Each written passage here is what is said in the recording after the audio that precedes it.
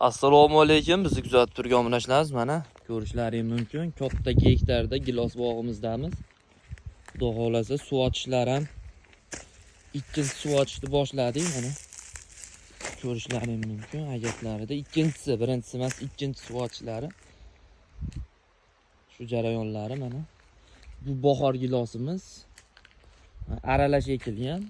Bahor va balovoy sertsa giloslari aralash ekilgan. Gilos bu bahor gilos. Mana holatini ko'rishlaringiz mumkin.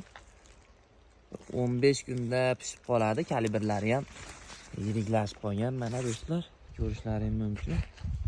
Mana hosildorligi juda chiroyli holatda. Bu bahor gilosi.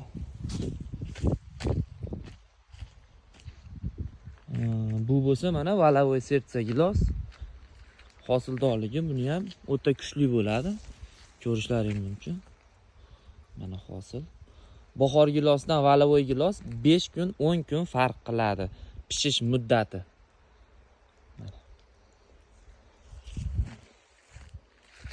Ko'rishlaringiz mumkin. Bu balovoy sertsa ham, bahor gilos ham o'zini o'zi changlatmaydi. Changlatuvchi обязательно ichiga ekish kerak. Masalan, 100 tupga 3 tup yoki 2 tup ekish kerak.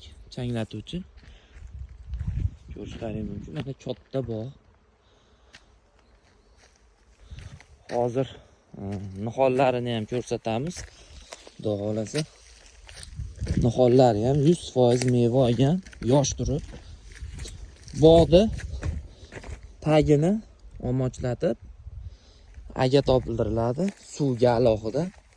Iloji boricha yaqinroq olinaveradi daraxtga. Tomirlariga shikast yetkazmagan holda yaqinroq olinadi. Tomirlarini ham asrab avaylash kerak, zarar yetmaslik kerak. Mana kichkina bog'imizda ham suvlar ochilyapti. Hosilni qaranglar.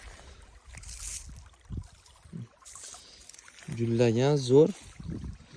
Hosilni ham ushagan. Mana hosil balovoy sertsa.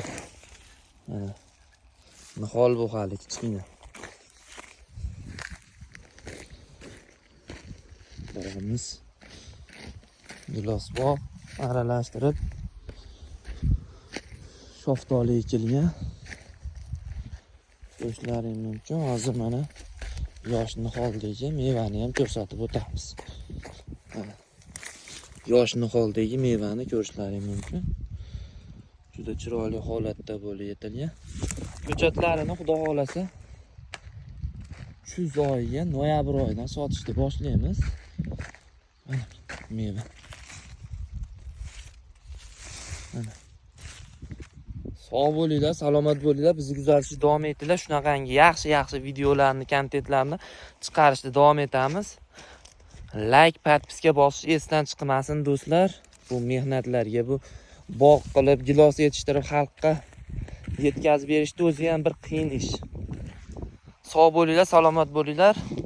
Mevali ko'chatlarga qiziqadigan do'stlaringga videoni ulashib qo'yasizlar. Rahmat hammalaringizga.